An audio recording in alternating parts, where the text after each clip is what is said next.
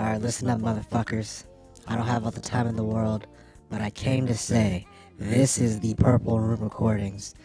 He doesn't know I'm here. I just came to keep shit a little different. He doesn't know anything. He doesn't gotta know anything. Don't tell him. This episode is about schizophrenia. I don't know why this fucking guy doesn't want to go to sleep. He just drinks coffee and stays up and does a bunch of research on shit. But please enjoy it. It's this fucking guy. I don't know what's going on with him, but, it makes him happy, so I'm not gonna get in his way. But anyway, I gotta go back to my honeys on my spaceship, but I wanted to tell you, enjoy the episode, and don't forget to bring an umbrella.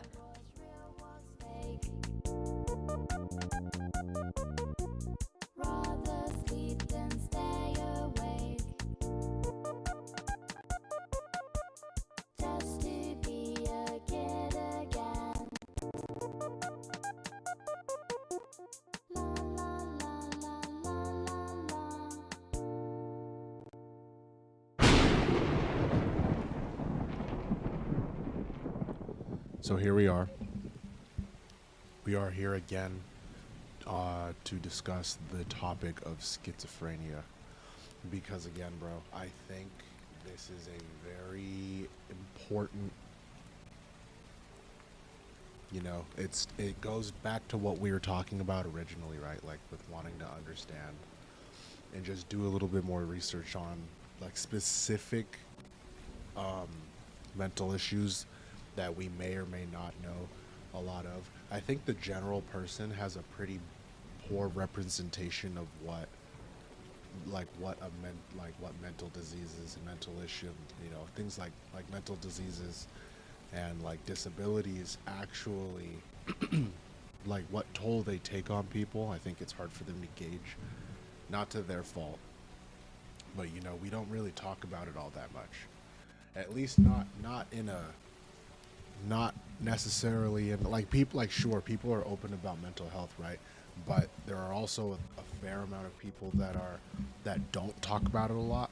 And I think the reason why they don't want to is not because they're trying to, reserve a part of themselves. I think it's more like they don't know how to even engage in a conversation like that. So that's kind of what I'm here for, is to, because again, I like the whole time, like the last two streams we did about talking about schizophrenia, I straight up just said, yeah, I don't know what the fuck this is. I don't know what's happening. I don't know. So, don't feel like you're not alone, in this, because again, I had no idea going in that it started at adolescence. I would have never known that schizophrenia starts at adolescence if I didn't, just take the time with you guys to do the research. So no, this has been a really cool experience, seriously. So, but like I said before, nobody told me. It's because there's nobody in here. But I both streams, or at least 1.5 streams, the audio was super chopped. So those two recordings that I would have used to make the episode are completely useless because the audio is terrible. So what I'm going to do now is read the same article and then give my summary on everything that we learned, because I think that's fair. That and this article was bomb as hell. I don't have a problem rereading this one. So it maybe if it was the first article on schizophrenia that we wrote. Oh shit, nice. Look at that. It's like synergy, bro. I roll out all of my stuff, and then my pen, my notepad, my little guy that I drew, like this is what schizophrenia looks like to me. Just that's what it looks like. If I were to make schizophrenia into a cartoon, it would represent something like this. Just, you're going up and up, and then you hear all this music. I feel so funny these days. That's what you'd be listening to. Okay. So, American Psychiatric Association, shout out to you guys. This is my second time reading your article. And I had a blast the first time. It is a pleasure to be reading it again. Let me cough.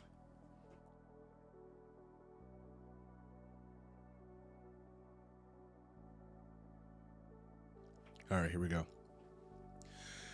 Schizophrenia is a chronic brain disorder that affects less than 1% of the U.S. population.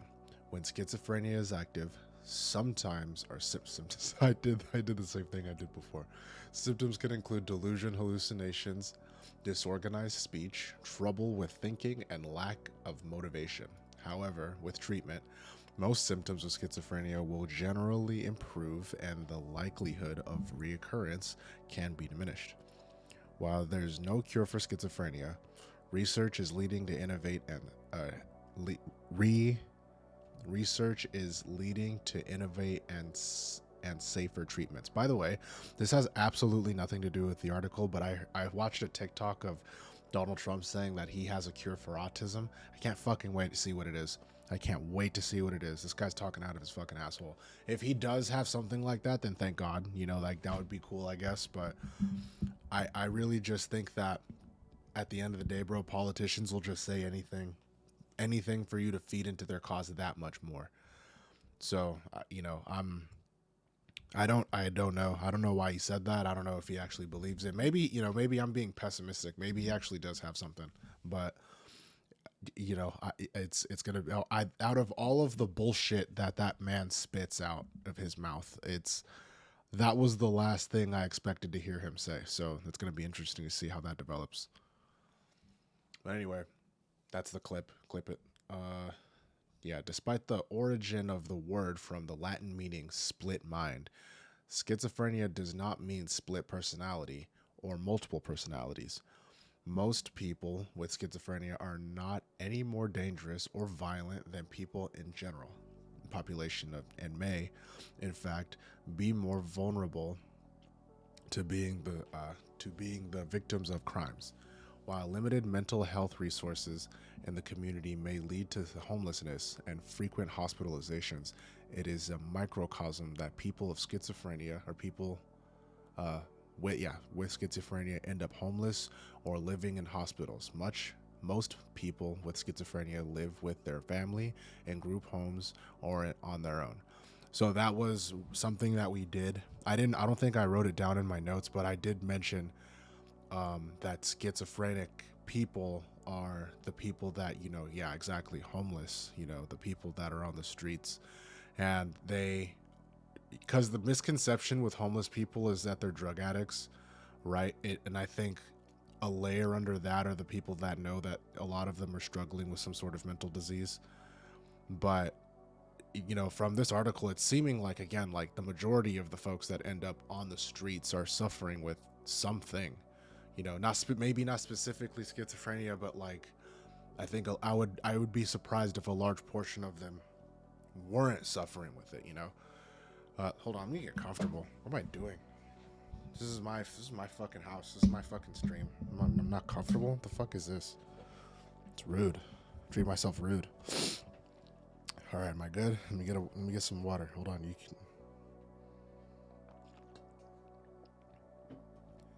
All right, we're good. All right, cool. Most people with schizophrenia are not any more dangerous or violent than people in the general population, and we read that. While limited in mental health resources in the community may lead to homelessness and frequent hospitalization, it is a microcosm.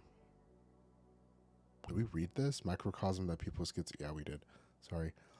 Research has shown that schizophrenia affects men more than women, and fairly equal, but may have an earlier onset in males. Rates are similar around the world. People with schizophrenia are more likely to die younger than the general population, likely because of high rates of co-occurring medical conditions such as heart disease and diabetes. Definitions. Psychosis refers to the set of symptoms characterized by a loss of touch with reality due to its disruption in the way that the brain processes information. When someone experiences a psychotic episode, the person's thoughts and perceptions are disturbed, and the individual may have difficulty understanding what is real and what is not. Now I know what's real and what's fake. That's what that line comes from.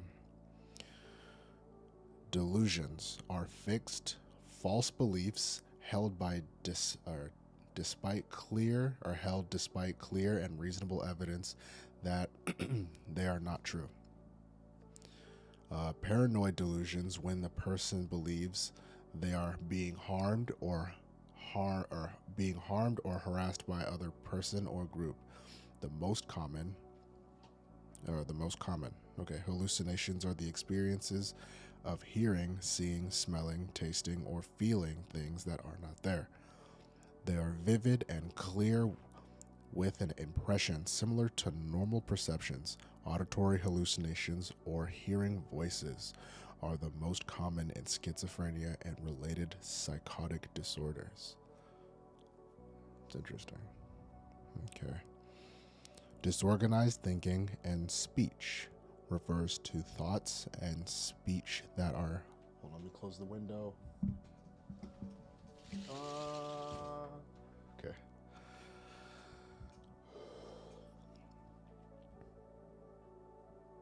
The most common in schizophrenia, we're on, disorganized thinking and speech refers to thoughts and speech that are jumbled or do not make sense. For example, the person may switch from the topic to another or respond with an unrelated topic in the conversation. So, the symptoms are severe enough to cause substantial problems with normal communication. Disorganized or abnormal motor behavior are movements that can range from childlike silliness to unpredictable agitation, or can manifest as repeated movements without purpose. When the behavior is severe, it can cause problems in the performance of daily activity in life. It includes catatonia, when a person appears as if in a daze, with little movement or responses to the surrounding environment. Okay, so the symptoms, I like, this is more to the point, right? So psychosis, I feel like, is still kind of a fresh term for me specifically, because I didn't know what psychosis was until a couple of years ago. And now finally getting to read and do a little bit of research on the definition, that makes a lot of sense, like considering some of the other definitions that you'll loosely hear when associated with schizophrenia. Delusions and hallucinations are the two that I feel like everybody associates with schizophrenia, like voices that aren't there, things that aren't happening. You have evidence as something's not real and it's not true, but you believe it is. And then hallucinations, hearing voices, like, these are things that we usually associate. So disorganized thinking and speech and disorganized or abnormal motor behavior, these two are also symptoms I wouldn't have necessarily associated with schizophrenia. I think more because the knowledge I had about it was limited. And more to the point, like, these are usually the two that we heard about, like, when you hear something like that. Very interesting stuff. Symptoms. Hold on.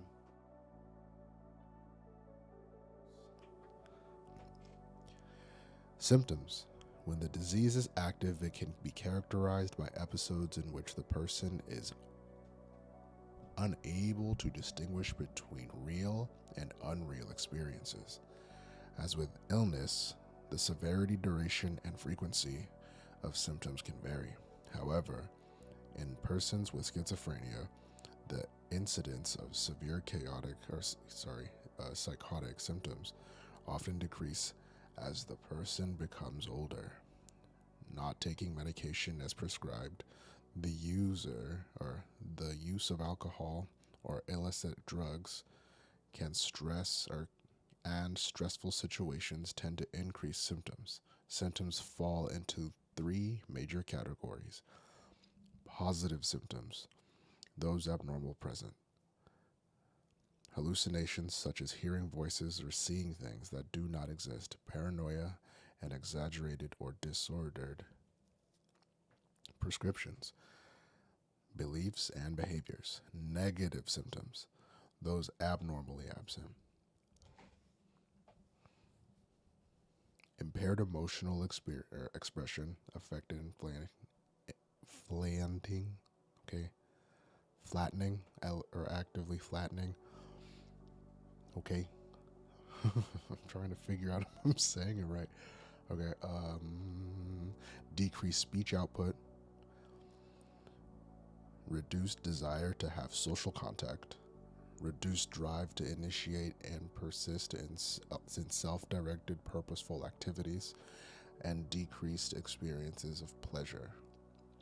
Disorganized symptoms, confused and disordered thinking and speech, trouble with logical thinking, and sometimes bizarre behavior or abnormal movements.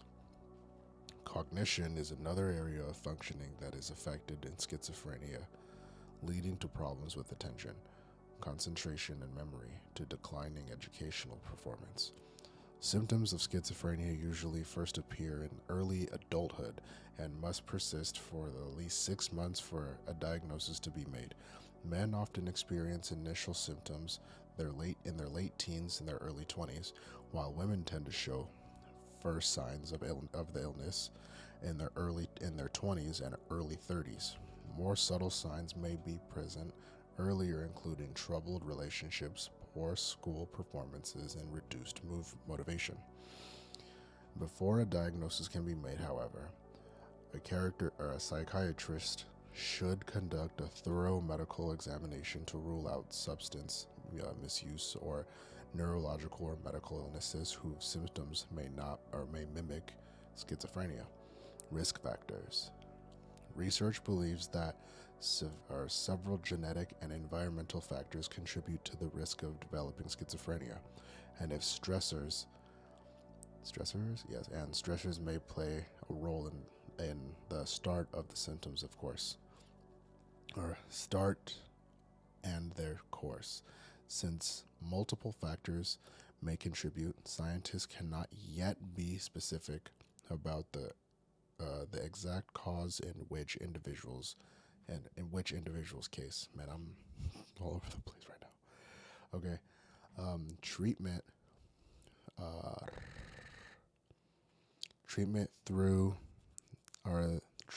there is, though there is no treatment, goddamn, there is no cure for schizophrenia. Many patients under treatment do well with minimal symptoms. A variety of antipsychotic medication and effectiveness and reduced psychiatric symptoms present in the acute phase of the illness, and they also help reduce the potential for future acute episodes and their severity. Psychological treatments such as cognitive behavioral therapy or supportive psychotherapy may reduce symptoms and enhance function. Other treatments are aimed to reducing stress, supporting employment, and improving social skills. Supporting employment, huh? You know, I've also heard that too. Like when I know someone that works with people that are schizophrenic, and she said that when you give them their medicine, it's like a complete night and day difference from how they were presented to them, like how they met them, how they came in, and when after they've been prescribed or like after they've been administered like their medication. She said that it's like when once the medication like actually helps is what I'm getting at over here, so that's good to know. Diagnosis and treatment can be complicated by substance misuse. People with schizophrenia are at a greater risk of substance-related disorders than general population. If a person shows signs of addiction, treatment for that addiction should occur along with treatment for schizophrenia. Very fair. Schizophrenia and lack of insight. Some individuals with schizophrenia may lack insight or awareness of their disorder, a phenomenon known as anosognia. And what the hell? Anosognosia? Anosognia. Azonosia. Anosia. I don't know. The lack of insight includes awareness of symptoms of schizophrenia and may be present. People with exodia, are less likely to stay in treatment, and more likely to relapse, experience involuntary treatments, and to have poor psychological or psychosocial functioning. Gotta know that. Rehabilitation and living with schizophrenia. Treatment can help many people with schizophrenia leading high, productive, and rewarding lives. As with other chronic illnesses, some patients do extremely well, while others continue to be symptomatic and need support and assistance. After the symptoms of schizophrenia are controlled, various types of therapy should continue to help people and manage the illness and improve their lives. Therapy and psychosocial supports can help people learn social skills, cope with stress, and identify warning signs of relapse or prolonged periods of remission. Because schizophrenia typically strikes in early adulthood, individuals with the disorder often benefit from rehabilitation to help develop life managing skills and complete vocational or educational training and hold a job. For example, supported element programs have been founded to help people with schizophrenia achieve a self-sufficiency. These programs provide people with severe mental illnesses competitive jobs in the community. I think that's so cool. That is nuts. Like if you, that's the dream, right? Like you're able to actually get a good job. You know, if you apply yourself, that's awesome. It's really good to hear. For many people living with schizophrenia, family support is particularly important to their health and well-being. It is also essential for families to be informed and supported themselves. Organizations such as Schizophrenia and Psychosis Actions Alliance, my bad. Mental Health America, and the National Alliance of Mental Health, NAMI. Shout out NAMI, bro. Shout out NAMI, baby. Oh my God. Y'all don't know nothing about NAMI. They've been saving lives like this. They have some awesome people that work over there. Oh my God. Really, really cool. It's always an honor to meet somebody else that works in the same field as me, that's in a higher position, bro, because it's like, damn, you're like really in these trenches. Like, that's awesome. Offer resources and support to individuals with schizophrenia and other mental health or mental illnesses and their families. See additional resources below. Optimism is important, and patients, family members. I'm gonna reread that whole thing again because that guy wanted to be rude. Optimism is important, and patients, family members, and mental health professionals need to be mindful that many patients have a favorable course of illness, with challenging can be addressed, and patients have many personal strengths that must be recognized and supported. That article was fall off the bone, as usual. I think it's probably one of my favorites. You know, like just so good, just so good.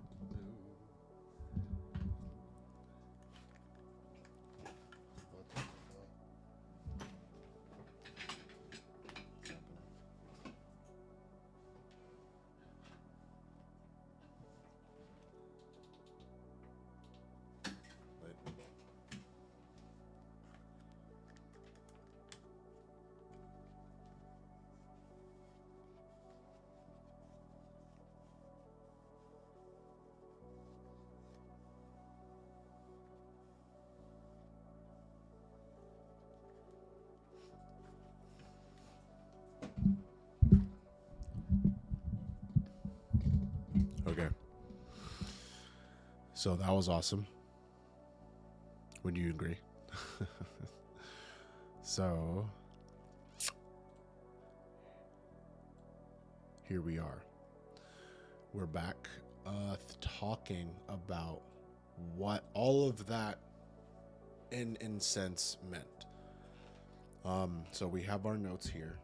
We're gonna do our exercise. I want to write them down first because I just be tripping sometimes, and I'm like, oh, I'm forgetting one. Like, let's just do it right here. Here we go.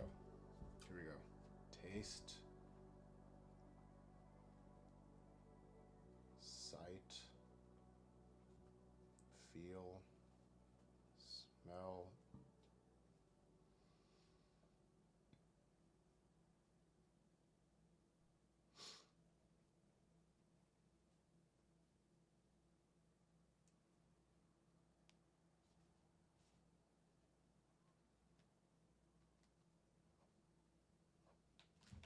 here we go. Okay. Ready? Let's go. Schizophrenia. I think, so we're starting off, let's start off with taste. What does it taste like? I want to say it would probably taste really confusing. Like it would taste like what it would feel like for me, like it's like that is 100% a banana. That is a banana. And that banana isn't different from any other banana. I'm going to pick that banana and it's going to taste like a banana. And you bite into it and it tastes like a ribeye. That's probably what it would be like a piece of chocolate cake. But you bite into it and it tastes like you're eating shrimp. It'd be something like something that would throw you the fuck off because you wouldn't know what was going on. Does that make sense? That's how I would describe it. What does it look like? Looks like this. We made it already. I feel so funny these days. He's just going on and on in his head. Music's playing, body all silly. Now I know what's real and what's fake. That shit. That's what it looks like. Okay.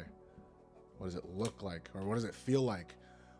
So take what we said about taste and add it to this too. So a soft blanket.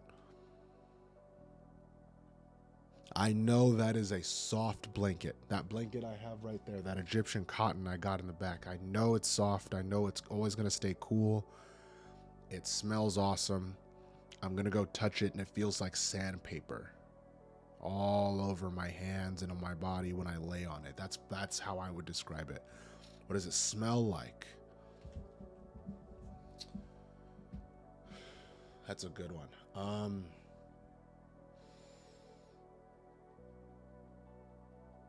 Have you ever, maybe this is my own thing, but I'm going to say it and maybe it applies to somebody else. Have you ever stayed up too long?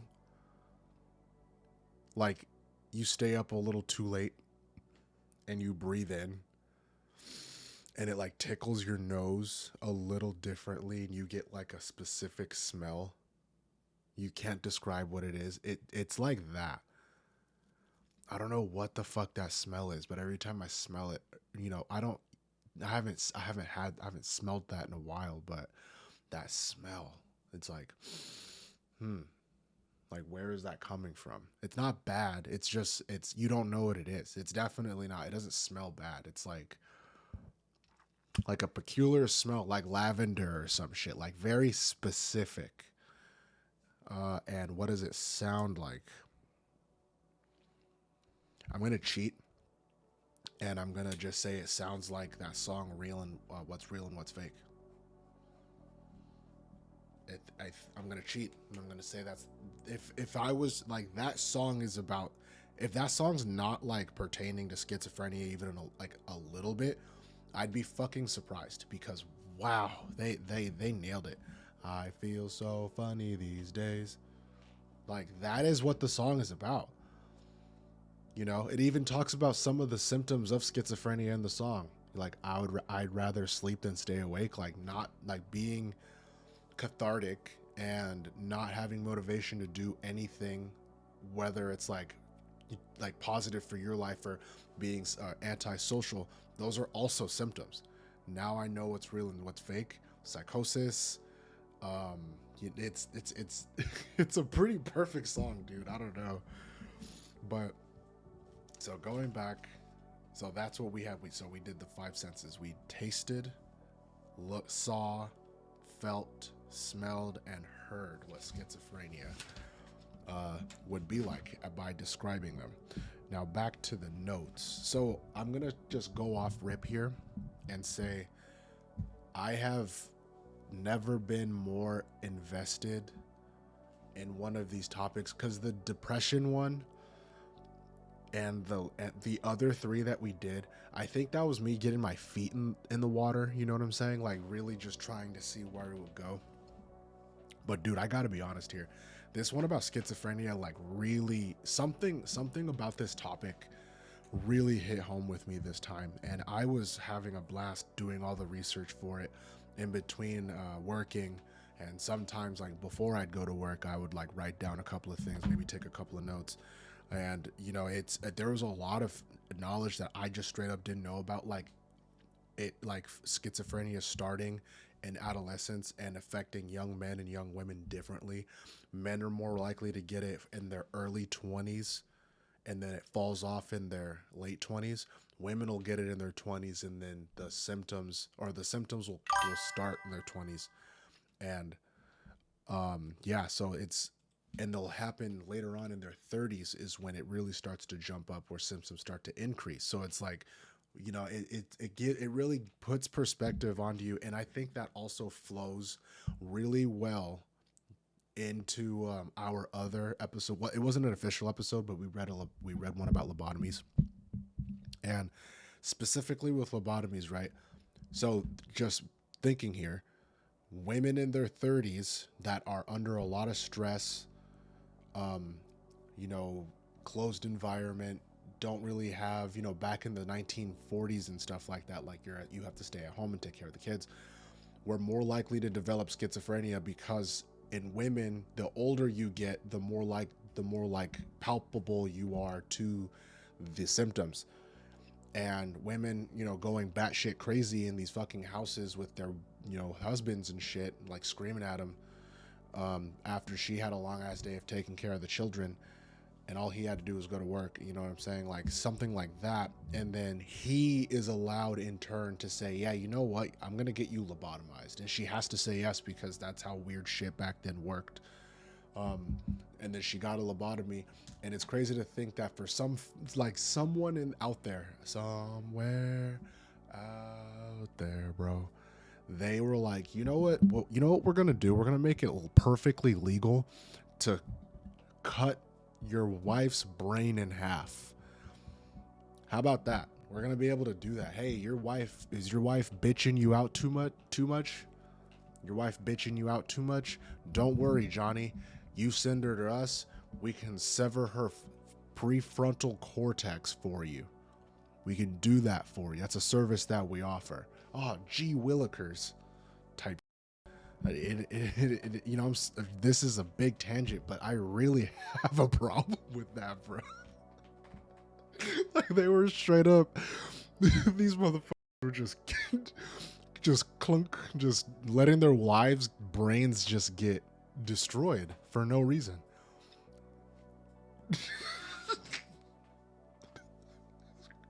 It's sick.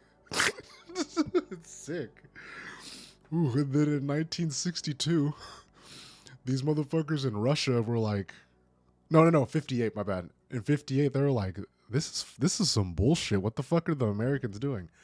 And then in 62, the Geneva Convention was like, yeah, this is some hoe shit. You can't do this no more. Fuck no. Anyway, I'm telling you, mental health, bro. It's a funny world when you really think about it. It's crazy. My wife's fucking crazy. She's maybe suffering from early onset of schizophrenia. If you bring her to us, we can fix her. You're like, but no, you didn't want to go to a real doctor. Just cut her brain in half. Anyway. So some of the notes I have right here. So delusion and psychosis were two of the symptoms I said are, I think, some of the psychosis, again, like, you have to know exactly what that means for you to understand why that would be a symptom for schizophrenia. Because for someone like me who didn't really know what psychosis was outside of the pretty general idea of what I knew, what I known of it, it came not as a shock, but it's like, oh, okay, I recognize that word. And it also has to do with something with, schizophrenia. It's one of the main symptoms, actually, meaning that you have, it's like the song, like your perception of reality is altered. You don't know what's real. Like, am I talking into a camera, or is this like a giant rock? Like, is this a computer? Is this a PC? Or is it a dinosaur egg? Am I drinking water, or is it fucking White Monster? I don't, you wouldn't, not obviously, like, I'm being very general here, but with those examples, that is what I'm able to give, like, as I'm explaining it to you, because I've never had schizophrenia before. I don't think I've even ever had any of the symptoms. But it's interesting to hear, because it's like, again, does anybody have a schizophrenic friend? Or I'm generally asking, I would like to hear a little bit about that, because I don't think I know anybody. I don't think I've ever known anybody with schizophrenia. I don't, not really. Yeah, I don't think so. So another one is belief in things that cannot be, belief in historical events that cannot be. You know what? I actually do know someone a long time ago. There is this lady that said that she saved Obama from a mustard gas bomb. She lived in my neighborhood. We all knew she was kind of off her rocker a little bit, but she had said that she saved Obama from a mustard gas bomb. She jumped in front of the grenade that had mustard gas in it, and it hit her in the face, and it, like, I guess didn't detonate. She got him out of there, and Obama gave her a medal, and he gave her a bunch of memorabilia of him, so bobbleheads and cups and plates with his face on it. Never saw a cup, never saw a plate, never saw anything. Yeah, but it's just one of those things, I guess, because goddamn. Oh, she also said that she met Joe Montana, and I think it was hella funny, because I remember him, my dad, she told the story to my dad, because he's a 49ers fan. And she's like, yeah, I met Joe Montana in 62. And my dad's like, the fuck? So I'm like, why? Why are you just like, Joe Montana wasn't born in 62?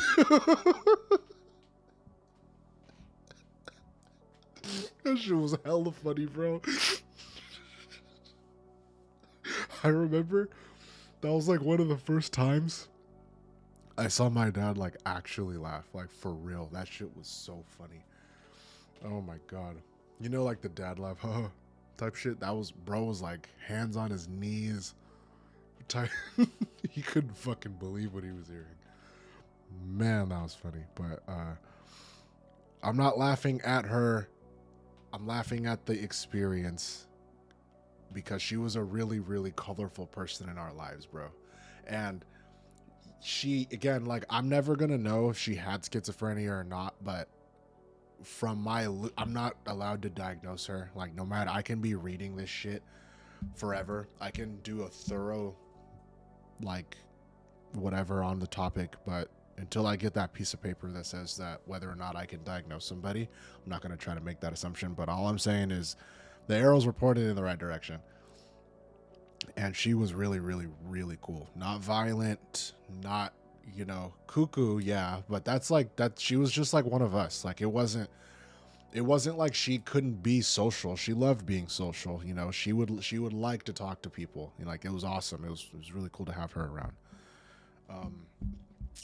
But Yeah, it's it really doesn't get any crazier than that. Hallucinations are one of the things. Yeah, I think, I think hallucinations are just a very loose um thing that happens with a lot of specific mental illnesses. I think just because like your brain is like genetically wired to stay away from danger, from back when we had to live in primordial darkness with spears and huddle up and shit like penguins so we wouldn't get eaten by giant crocodiles and shit. If you saw something in the dark, assume that it's that thing and run the fuck away. It's like that's kind of how it is. I think when you're suffering from like any sort of intense mental illness, you might get a little bit of that just because your brain is like constantly in fight or flight mode. So I think, that one makes perfect sense. I wouldn't have, that probably, up until this point, probably wouldn't have been a, a symptom I would have given to schizophrenia. Not, at least not with like, not without a lot of thought, at least. Auditory hallucinations, probably that, hearing voices. One other thing that we learned, right, that was crazy interesting about this was when because the assumption is when you hear voices, you think that you're listening to a bunch of a bunch of different voices speaking at once in your head, and it's like overwhelming. Apparently, according to the research done by these scientists, it's one of three voices, and the voice is always constructed and persistent on what it's telling the person that is going through the episode. And the three voices are Jesus, the devil, and whoever is in a high political power of Congress in that person's area code. I never, ever, ever would have known something like that unless we did the fucking research on it, dude. What the fuck? So there's a chance that, for a person in California, Garrick Newsom is telling them that they're the chosen one. And this is an amazing segue because we're already done with some of the symptoms. But one more thing, sorry. It's also genetic. Didn't know that. So the family tree way it works is, I love pen and paper. Let's say you have a brother and a sister, or you have your mom and your mom's brother, and your mom has kids, and she has you and your other kid, and your uncle has kids. His kids don't have schizophrenia, but he does. You and your sibling are 25%, have a 25% chance of catching it. However, if you guys, let's say for the lack of argument, you guys were identical twins, now that jumps all the way up to 40%.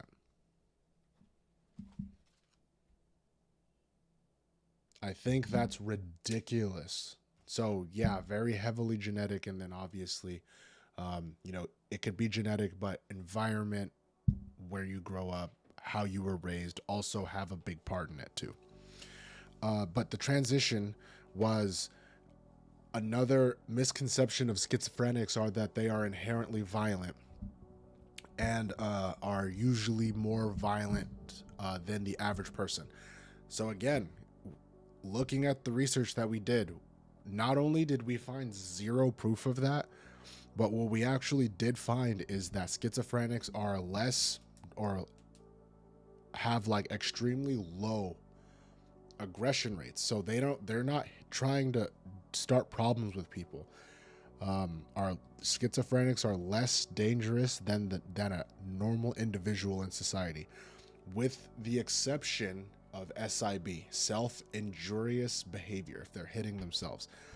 So they are more likely to inflict pain on themselves or be victims of other people or be victims of abuse or of violence, rather than they themselves enacting something like that onto somebody else. And 50% of people that are diagnosed with schizophrenia will attempt suicide at some point in time. I think that's actually so fucking scary. Like I didn't want to cuss there, but I wanted that to be pretty candid. I don't know. You know, it's crazy because you know, you hear people say you can't save them all, and you just makes you cringe really hard. But the truth of the matter is, bro, like, you never know, and it hurts all the same. Like, whether you did know or you don't, it's like it's all gonna suck dick. So I really do believe, like, especially if you have someone that's just going through something, like, try a little harder to, like, just make their life easier. You know what I mean? I hate seeing people around me all fucked up, you know, like they don't want to see me down in the dumps, or like confused and afraid at like whatever life is throwing at me, right? So I think it doesn't take a lot to let somebody know that you're there for them, is kind of my point, you know. It's still, when I read that, like when we were doing the research and that came up, I was like, holy shit, that's such a 50%. So 2% of the world has schizophrenia. 2%. That's like 2.8 million people. Half of those people that were diagnosed made an attempt, or at least, like, you know, I think like ideation is also a form of attempt, or like you like ID or something like that. You know what I mean? Like making a gesture that you may or that probably won't you know, take your life, but you're making the attempt. I think that's what it more is, like, because it's not like all of these people are actually, you know, falling, they're not, you know, being mortified from all of this, but that's crazy. It's a scary thing to know. But yeah, that's back to what we were talking about originally. Yeah, so people with schizophrenia, I think that's a little bit of a or a lot of bit of a misconception that they're dangerous, because you always hear like 5150 and, you know, shit like that. It says, yeah, that's not that true in the grand scheme of things. So with treatment for schizophrenia, I think, like I said before, so let me look up some of the medications.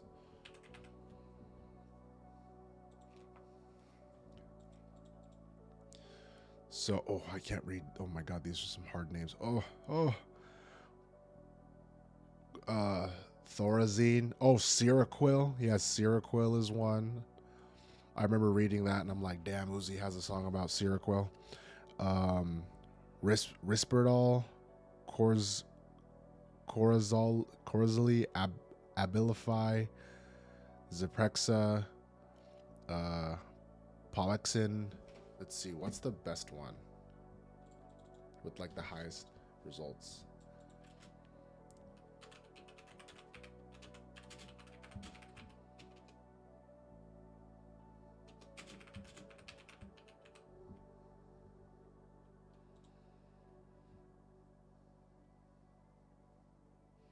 The most prescribed schizophrenia medication is Quetiapine. 28.65% of total prescriptions in U.S. as early 2025, but this percentage reflects popularity and access, not necessarily effectiveness. Clozapine is considered the most effective antipsychotic overall, especially for treatment-resistant schizophrenia, but it is reserved for specific cases due to its potential side effects. Okay, so those are the two heavy hitters that we know about now. And I think, so I guess wrapping it up, right? Because we talked a lot about, you know, what it meant. So what it means to have schizophrenia. I think I want to reserve the same thing I said with the other ones. It's not a death sentence like people say it is.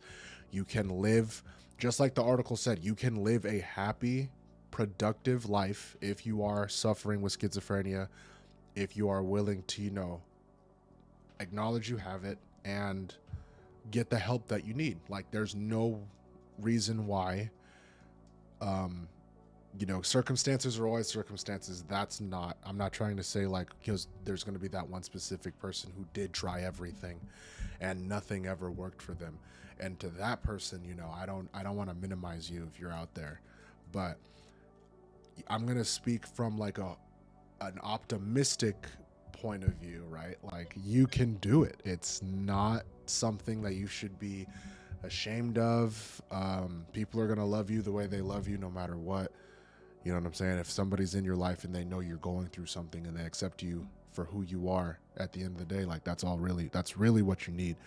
And especially since with schizophrenia, having a really strong core, fan base, I guess, your friends, your family, people that want to see you win, like, that's really where it counts. And if you got that, you can do wonderful things in this world, man. So don't let that stop you. Thank you for coming, listening, me yap about yet another mental illness, mental disease. It's a lot of fun. I think, what was the next one? The next topic, electrotherapy. Electrotherapy, yeah. So stick around for some of that. Dude, just don't forget to bring an umbrella. Let's rain. Can we still be friends? I won't let anyone in. You'll never see me again. All I was us to the end.